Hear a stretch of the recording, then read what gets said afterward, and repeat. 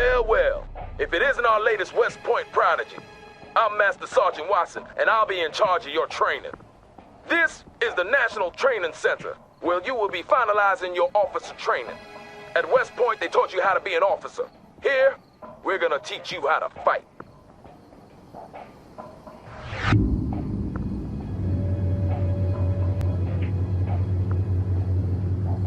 We'll start out with the control of the battlefield camera.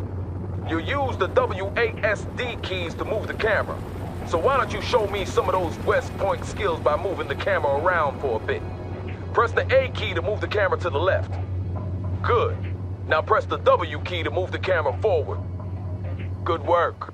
Press the D key to move the camera to the right. Excellent. Now press the S key to move the camera backwards. Well, what do you know? Seems they do teach you some useful stuff at West Point after all. Next up is camera panning and tilting. You do this by moving the mouse cursor to the edge of the screen. Let's start by panning the camera to the left. Do this now. Excellent. Go ahead and move the mouse cursor to the right edge of the screen to pan to the right. Good job. Now move the mouse cursor to the top edge of the screen to pan upwards. Great. Last but not least, move the mouse cursor to the bottom edge of the screen to pan downwards. If you really want to stretch your legs, we have a function called Mouse Look that allows you to look freely around the battlefield. To activate this, you press and hold the middle mouse button. Well done, sir. Now let's get down for a closer look at the terrain. You can move the camera closer to the ground by using the mouse scroll wheel. Try this now. Good. Now try moving the camera away from the ground. Now I'll show you something my platoon sergeant in the A. Shaw Valley taught me many years ago. The mini-map.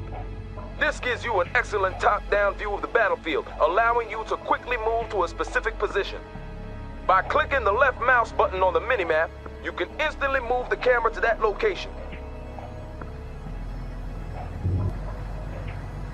Impressive. We have just one more thing, and then we're done for the day. See that red circle? Show me what you've learned by moving the camera through it. Good. Now move on to the next one.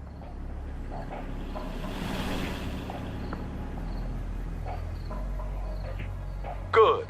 Now move on to the next one.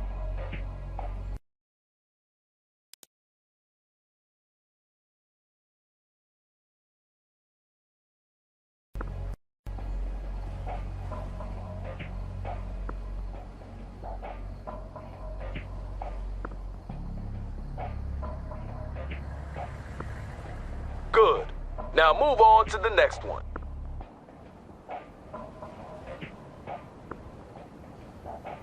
Keep this up, we'll get you shipped to Europe in no time. I hear they have a real shortage of junior officers there.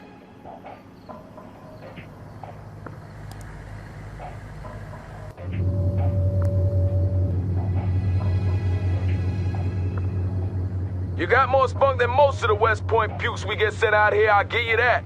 Let's see how you handle this next lesson.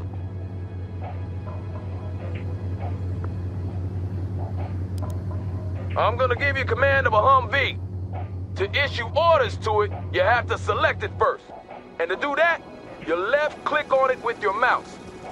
If you want to select multiple units at the same time, you can create a selection box by clicking and holding the left mouse button and then drag the box around the units you want to select.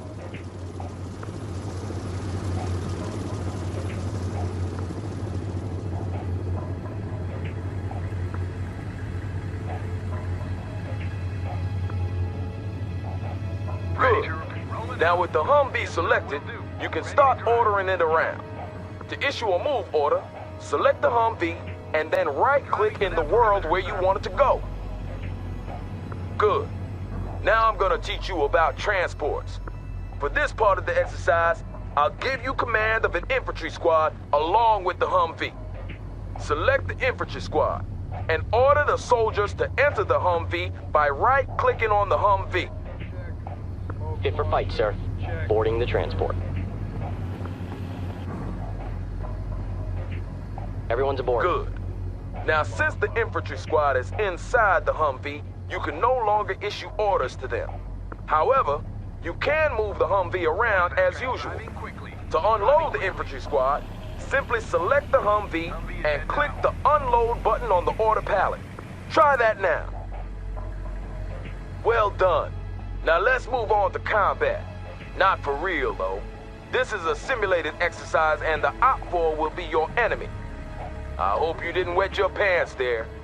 To tell a unit to attack, select the unit you want to use and then right-click on an enemy unit. See those units there? They don't seem too friendly, do they? Well, what are you waiting for? Light them up!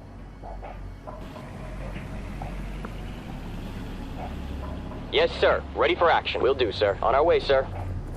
Infantry, moving. Infantry, attack. Stay low!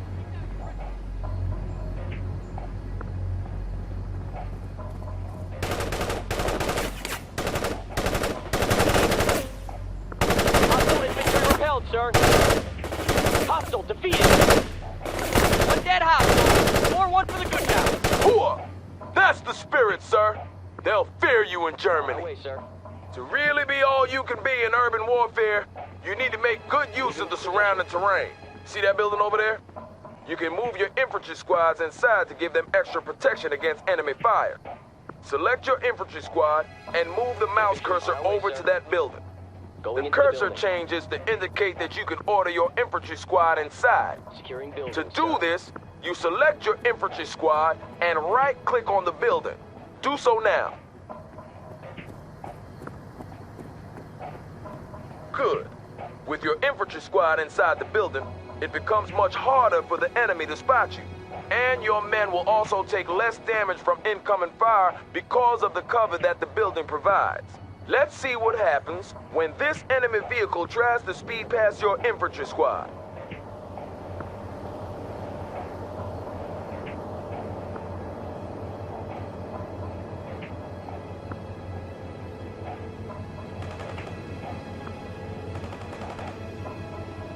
Sir, the vehicle is neutralized. Did you see that? OPFOR barely got a shot off. Well done, sir. To order your squad to leave the building, select the building and then right-click Sir, anywhere sir, on our way, outside. sir. Good job, sir. Remember to seek cover with your infantry whenever possible, since they're a lot more exposed than other Infantry, units. moving. Now let's talk a little about unit special abilities. They will undoubtedly save your life one day, so pay attention. For this next exercise, I'm giving you command of a Bradley infantry vehicle. Start by selecting the Bradley. Good. On your order palette, you can now see that the Bradley has two special abilities. One offensive ability and one defensive ability. The offensive ability will help you kill hostiles faster, and the defensive ability will help you increase your unit's survivability. This is the time it takes for the unit to reload the required munitions or catch their collective breaths. This means you'll have to use that think box of yours to decide when to use each ability. This Humvee will only take damage from your offensive ability, so don't bother shooting at it with the chain gun. To use an offensive special ability, you left-click the corresponding button. Do that now. Bradley APC here, sir. Good. Now left-click on the Humvee to launch a tow missile at it. Not bad at all, sir. As you can see, that ability is now cooling down, and you will have to wait a certain time before a new missile can be fired. Some units also come with a defensive special ability. Your Bradley, for example, has a smoke screen that it can deploy to hide from other hostiles. It's deployed immediately when you left-click the corresponding button, so don't fire it prematurely. Most units have unique special abilities, so make sure that you learn how each one works. They are one of the main keys to gaining the upper hand on the battlefield. That's basically all you need to know about movement and combat. Keep this up and you'll be graduating from here top of your class. Then you'll face the harsh school of real combat. I'll see you tomorrow when we'll talk about command points and objectives. Bradley, on the rolling, sir.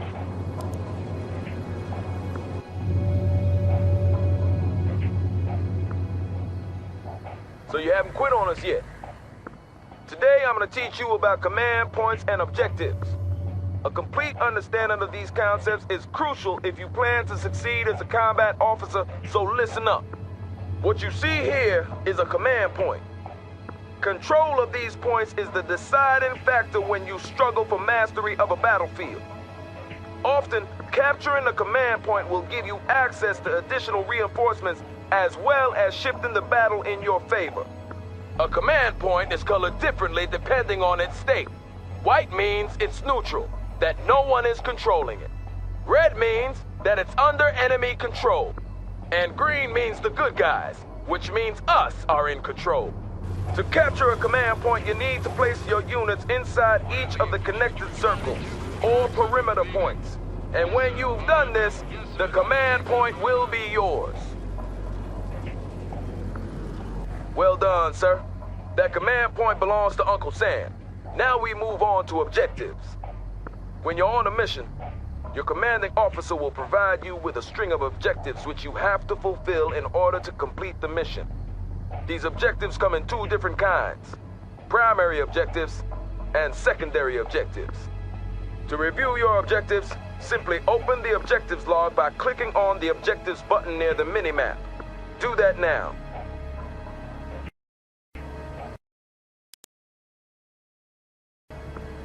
Primary objectives are crucial for mission success. Fail one of these, and you will fail the mission. See that command point there? Your new primary objective is to secure it, just like you did in the previous exercise.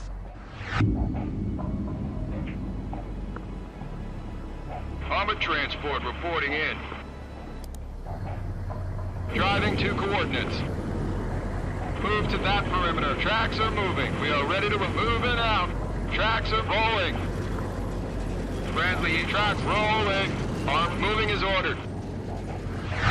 Well done. Primary objective completed, but you're not done yet. As I mentioned before, you will be given both primary and secondary objectives. Secondary objectives are optional, but you should still try to complete them. You won't fail the mission if you ignore them, but promotions and other rewards might be slow in coming. When you complete a secondary objective, you will often be rewarded, and trust me, you will need whatever edge you can get if you're hoping to get by when the shooting starts. Now for the actual exercise. Your primary objective is to capture that command point, and your secondary objective is to eliminate that infantry squad. Get moving, sir. Friendly APC here, sir. Tracks are moving. Hostiles in our sight. Armored transport reporting in. Bradley firing from position. Infantry hit and killed. Target destroyed. Harmony push it! Rolling. Armor's ready to go. Leaving. Bradley infantry transport ready. Tracks departing. Armor is moving out. Primary and secondary objectives completed. You're starting to shape up, sir. I'll see you here tomorrow for your next lesson.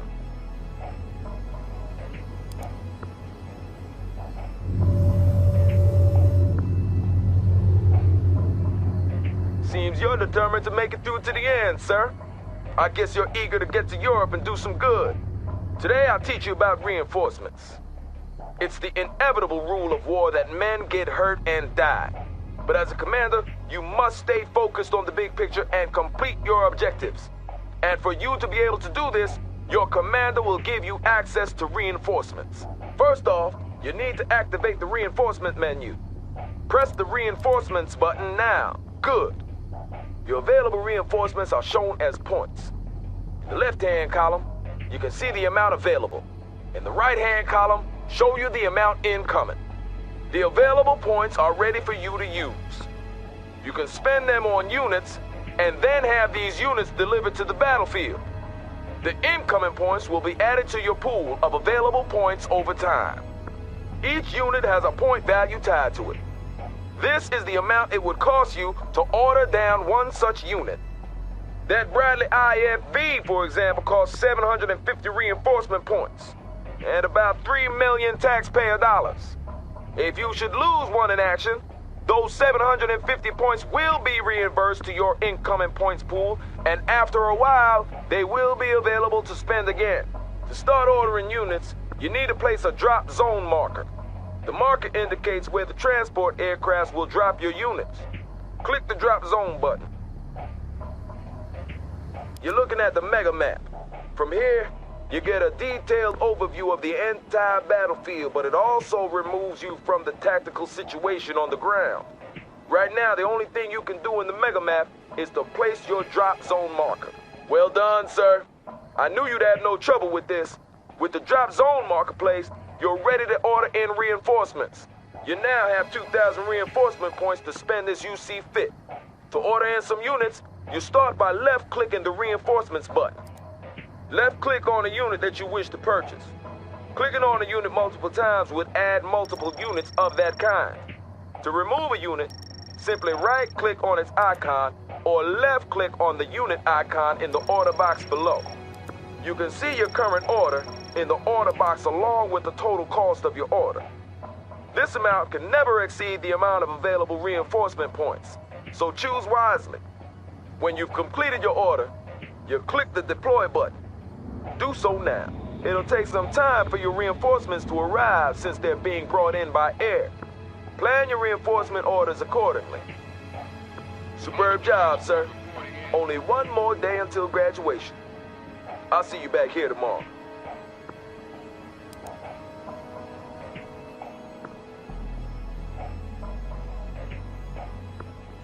Welcome back to the final lesson, sir. Seems you're made of sterner stuff than I first thought. Today, I'll teach you about the most powerful weapon an officer has in his arsenal. No, I'm not talking about what's between your legs, sir. I'm talking about the radio. With the radio, you can call in tactical aids. They encompass everything from reconnaissance flights to artillery barrages and airstrikes. And they'll provide you with a real advantage in a tight spot.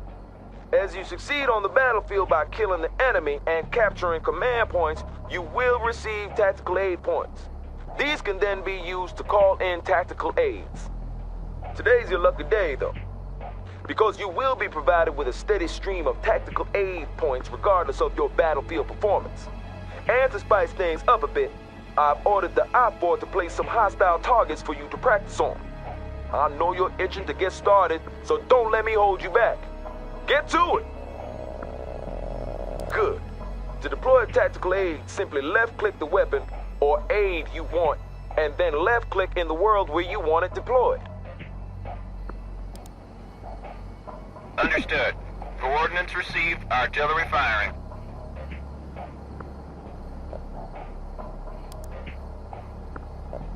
Hostile units in target area are annihilated. Roger that. I have enemy tanks on my scope. Over and out.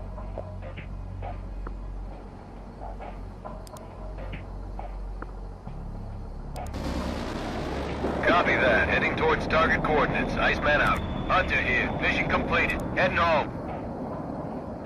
Copy that. Heavy artillery barrage inbound.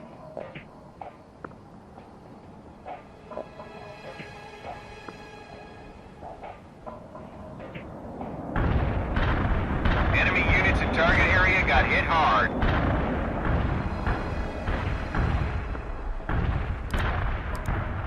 Copy that. Fire mission received. Zulu 9 are out.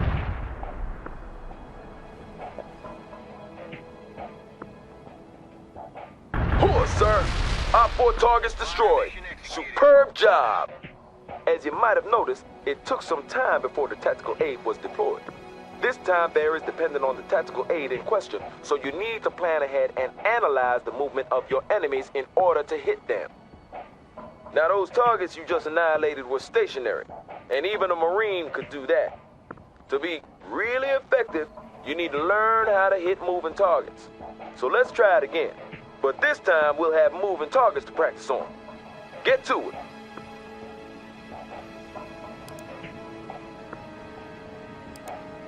Wilco, Iceman heading out with cluster bombs. Roger. Close air support bringing in the goods. Roger. Coordinates received. Tank buster in transit. Roger that. I have enemy tanks on my scope. Over and out. Enemy units in the target area have been destroyed. Iceman here. Cluster bomb hit nothing but dirt. Out. Hostiles in the hot zone are toast. Hunter out. Copy that. Those tanks are about to become scrap metal. Hunter out.